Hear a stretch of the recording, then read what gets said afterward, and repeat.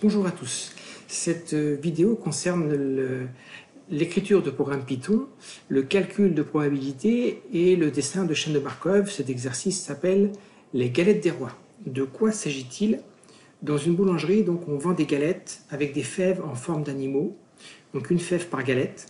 Il y a 6 types de fèves, un mouton, une poule, un cheval, une vache, un poisson et un perroquet. La petite Marie collectionne les fèves et elle souhaite avoir la collection complète, donc une fève de chaque type. Chaque jour, elle achète une galette qu'elle choisit au hasard dans le magasin. On souhaite étudier à quel moment Marie aura la collection complète de fèves, c'est-à-dire au moins une fève de chaque type. Il s'agit de répondre aux 2 questions suivantes. Première question. Déterminer le nombre de jours tel que la probabilité que Marie ait la collection complète de fèves soit supérieure à 99%. Question 2. En moyenne, combien de jours faut-il pour obtenir la collection complète de fèves? On aurait pu écrire en moyenne combien faut-il acheter de galettes pour obtenir la collection complète de fèves, puisque Marie achète une galette chaque jour. Alors, pour la question Q1, déterminer le nombre de jours tel que la probabilité que Marie ait la collection complète de fèves soit supérieure à 89%, eh bien, on va exprimer les probabilités. Donc, on va calculer, il s'agit de calculer G de n, qui est la probabilité de l'événement suivant. On obtient 6 fèves différentes au bout de n jours, ou on aurait pu dire aussi au bout de n galettes, puisqu'on a une galette par jour. Alors, on définit les probabilités des événements A, B, C, D, E, F et G. Et voici ces définitions. A de n, c'est la probabilité d'obtenir 0 fèves différentes au bout de n jours. Donc c'est au départ. Donc au départ, on a probabilité égale à 1, puisqu'on n'a acheté aucune fève. D'accord, puisqu'on n'a acheté aucune fève le jour numéro 0, tout au départ. Et puis, chaque jour, on va acheter. Donc on est forcément dans l'état B, obtenir une fève différente. Effectivement, le premier jour, le premier achat, on aura une fève qui sera forcément différente puisqu'on n'en a aucune autre. Donc ce sera la première fève de la collection. Et puis C indice N, c'est la probabilité d'obtenir 2 fèves différentes au bout de N jours. Vous avez compris, jusqu'à G, 6 fèves différentes au bout de N jours.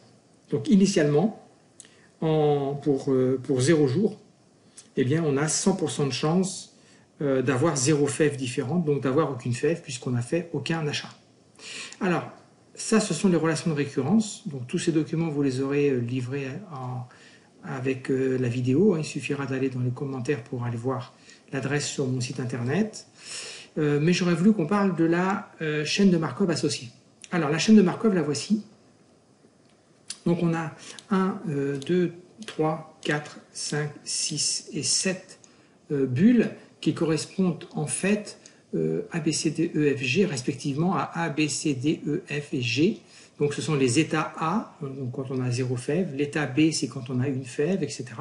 Et donc on va calculer grâce à ça les probabilités associées. Alors,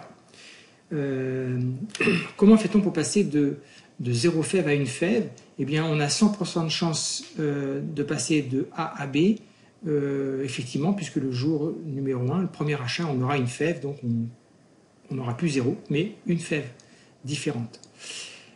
Ensuite, pour passer quand on est en B, on a une chance sur 6 de rester en B, c'est-à-dire dans l'état, on a une seule fève différente. Pourquoi? Ben, si on a, par exemple, le premier tirage, on a obtenu un mouton, et que la deuxième galette, on obtient encore un mouton, ben, il y a une chance sur 6 d'obtenir encore un mouton, donc on reste en B. On reste avec une seule fève différente, on aura 2 moutons, donc une seule qui sera différente, ce sera le mouton. Et par contre, on a 5 chances sur 6 de tirer autre chose que le mouton, donc de passer dans l'état C, et l'état C, c'est la probabilité d'obtenir 2 fèves différentes au bout de n jours. Donc ici, on passe de B à C avec une probabilité de 5 sur 6, donc on a donc 2 fèves différentes. Donc on a une chance sur 3 de rester dans C, effectivement. On a 2 fèves parmi 6, donc on a 2 chances sur 6 de tirer la même fève, et donc de ne pas avoir une fève différente, donc ce sera 1 sur 3. Et par contre, on a 2 chances sur 3 de passer dans l'état D où on aura 3 fèves différentes, effectivement, parce qu'on a 4 chances sur 6 puisqu'il reste 4 fèves différentes de celles que l'on a déjà. On a 4 chances sur 6 d'avoir une fève différente, c'est-à-dire 2 sur 3. Et on continue ainsi jusqu'à l'état G. Alors l'état G, quand on est en G, ben on a 100% de chance d'y rester. Effectivement, quand on a les 6 fèves différentes et qu'on achète une galette, eh ben la collection est terminée, donc on ne peut pas aller en dessous. Donc on aura des doublons, bien sûr, mais on ne peut pas aller en dessous. Alors ça, c'est ce qu'on appelle la chaîne de Markov et qui va nous servir à écrire la matrice de transition. Alors, mnémotechniquement, comment fait-on pour la matrice de transition? Alors, je vous ai rappelé que la matrice de départ, le vecteur colonne de départ, c'est respectivement les valeurs des probabilités de A, B, C, D, E, F et G. Donc on a 1, 0, 0, 0, 0. On la retrouve ici. Ce vecteur colonne 1, 0, 0, 0, 0, 0. Donc il y a 7 lignes. Et cette matrice K, transition, elle a 7 lignes et 7 colonnes. Alors, comment on fait pour la remplir? Eh bien, mnémotechniquement, on regarde respectivement tout ce qui entre dans la bulle A, B, C, D, E, F et G. Donc la première ligne de la matrice correspond à la bulle A. Donc ici, vous voyez bien qu'il n'y a aucune flèche qui entre dans A, donc on n'aura que des zéros. La ligne 2, on a 1 et 1 sixième. Pourquoi? Parce que dans B, il entre une flèche dans B avec une pondération de 1 qui vient de A. Donc A, c'est la première colonne. B, c'est la deuxième colonne. Vous avez compris, C, c'est la troisième colonne. D, c'est la quatrième colonne. Et on a 1 sixième qui sort de B, bien sûr, mais qui entre dans B. Donc, on aura 1 et 1 sixième pour la deuxième ligne. Troisième ligne correspondra à C. Alors C, on a 5 sixièmes qui vient de B et 1 tiers qui vient de C. Donc 5 sixièmes sera sur la deuxième, AB, donc deuxième colonne, et le 1 tiers sur la troisième colonne, ABC, donc troisième colonne. Quatrième ligne qui correspond à D. D, on a 2 tiers qui vient de C et 1 demi qui vient de D. Donc ABC, troisième colonne, 2 tiers. D, quatrième colonne, 1 demi. Vous avez compris? J'en fais encore une. E. Donc on a 1 demi qui vient de D et 2 tiers qui vient de E. Donc 1 demi qui vient de D et 2 tiers qui vient de E. Jusqu'à la dernier état, l'état G, on a 1 sixième qui vient de F et 1 qui vient de G. Donc on aura 1 sixième qui vient de F, l'avant-dernière colonne, et 1 qui vient de G. On a donc la matrice de transition. Cette matrice de transition, elle permet de passer du jour J au jour J plus 1. C'est-à-dire que, et donc du jour J plus 1 au jour J plus 2, etc. Donc pour passer du jour 0 au jour N plus 1, eh bien c'est K puissance N fois ce qui s'est passé au départ. Donc on a une relation comme ça qui permet de calculer les probabilités A, B, C, D, E, F, G pour le jour J de notre choix. Alors, il reste à faire un programme Python. Donc, le programme Python, il est affiché ici, galette probabilité Markov. L'idée de cette vidéo, c'est de commenter ce programme. Alors, donc, on importe la bibliothèque NumPy, qui va permettre de calculer d'effectuer des calculs avec les matrices. Je vous rappelle que ici, moi, j'ai installé la suite, la distribution et du Python, qui comporte PyScripter ainsi que toutes les bibliothèques nécessaires. Vous pouvez trouver des renseignements sur mon site internet ou sur les vidéos YouTube. Bien démarrer avec Python. Cherchez bien démarrer avec Python et vous aurez les éléments pour pouvoir installer Python et la suite et du Python. Alors, je vais commencer avec une première fonction qui n'est pas forcément très utile pour ce qu'on veut faire, mais qui permettra d'avoir, pour un nombre de jours donné, les différentes probabilités A, B, C, D, E, F, G. Alors, de quoi s'agit-il? Eh bien, on définit donc M itérations pour N jours. Donc, on définit une matrice qui sera le jour 0, initialement. Et puis, pour K allant de 1 jusqu'à... Enfin, en fait, K va de 0 jusqu'à N-1, mais on va dire on va faire N fois ce calcul-là. On va faire N fois le calcul, M fois la matrice P que l'on met dans P. Et on recommence. Et à la fin de ce calcul-là, on retourne le résultat. Donc on aura les différentes probabilités A, B, C, D, E, F, G pour le jour, ici le jour n. Alors, pour faire ce calcul-là, donc la matrice MK, je l'ai appelée M ici dans le programme Python. J'ai rentré la matrice qu'on vient juste de voir suite au... Ah, j'oublie le nom. Suite à la chaîne de Markov, pardon. Et puis j'ai donné la matrice initiale à 1, 0, 0, 0, comme on l'a défini tout à l'heure, que je l'ai appelée P. Et puis au départ, T égale à 0. Alors le programme est extrêmement simple, il fait 3 lignes. Tant que la probabilité qui se trouve à l'indice 6 en ligne est 0 en colonne, alors attention, avec Python, les indices commencent à 0. Autrement dit, ça veut dire la 7e ligne, 1, 2, 3, 4, 5, 6, 7, c'est vrai, qui correspond aux probabilités G de N ou G de J.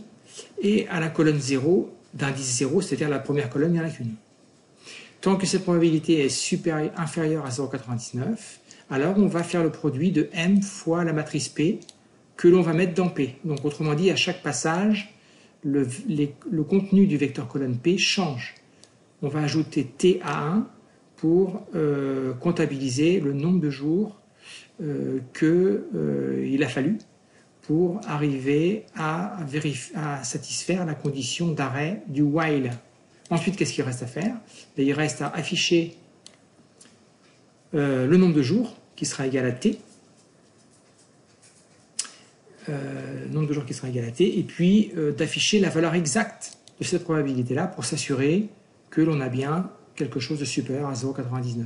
Donc on va le lancer. Donc je le lance ici. Voilà. Donc ça y est, c'est terminé.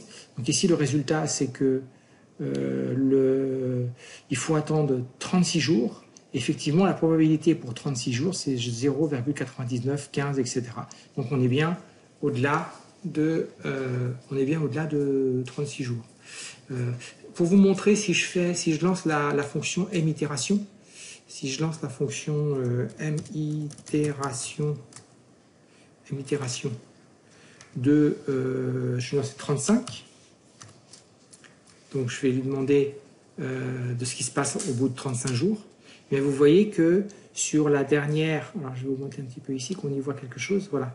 Vous voyez ici que sur la dernière composante, c'est la valeur de G indice G235, eh bien on a 0,989, on n'a pas encore dépassé 0,99 au bout de 35 jours. On le dépassera au bout de 36. Ça permet de vous montrer l'utilisation de l'itération qu'on n'a pas utilisée encore dans cette partie-là. Voilà donc pour cette partie avec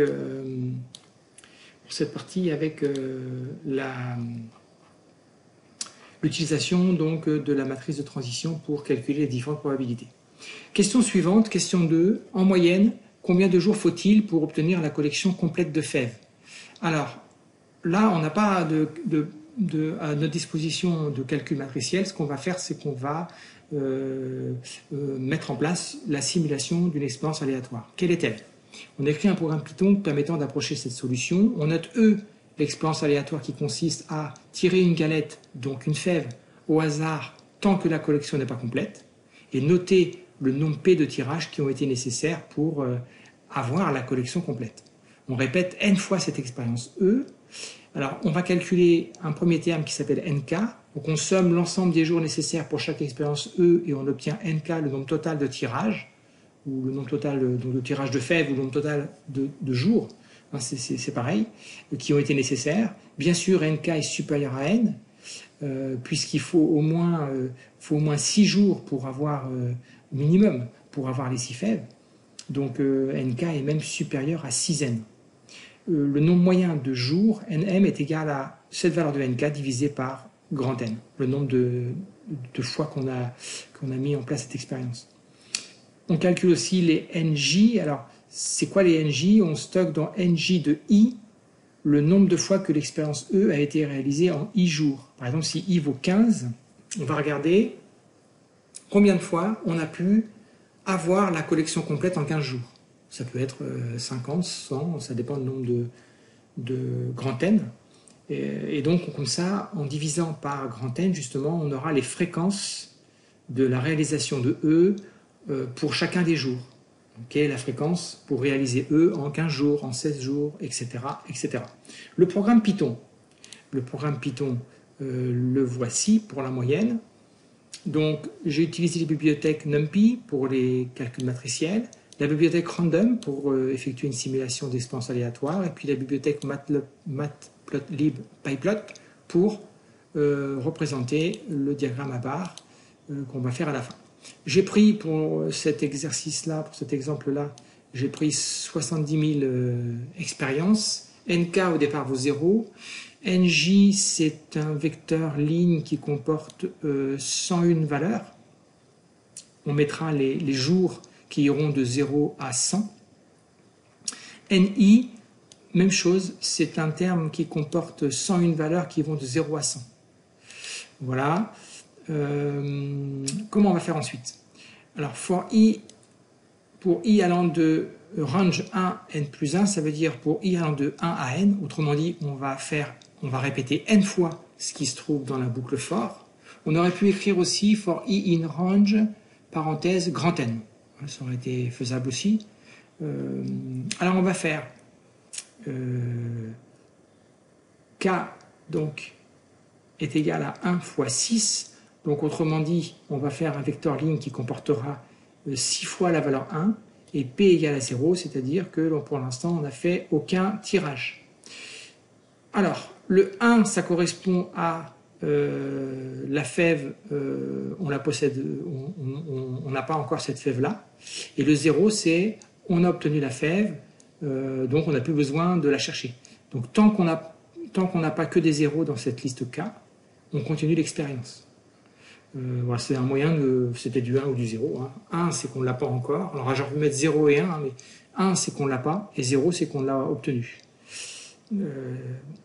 P, donc tant qu'on ne l'a pas, tant qu'on n'a pas toutes les fèves, on fait P égale P plus 1, donc on va acheter une nouvelle galette, ou bien on peut dire qu'un jour supplémentaire se passe. On va choisir aléatoirement une valeur entière entre 1 et 6 inclus, donc de 1 à 6, donc de manière aléatoire. C'est comme si on choisissait, si on alignait les fèves, on choisissait entre le mouton, la vache, etc.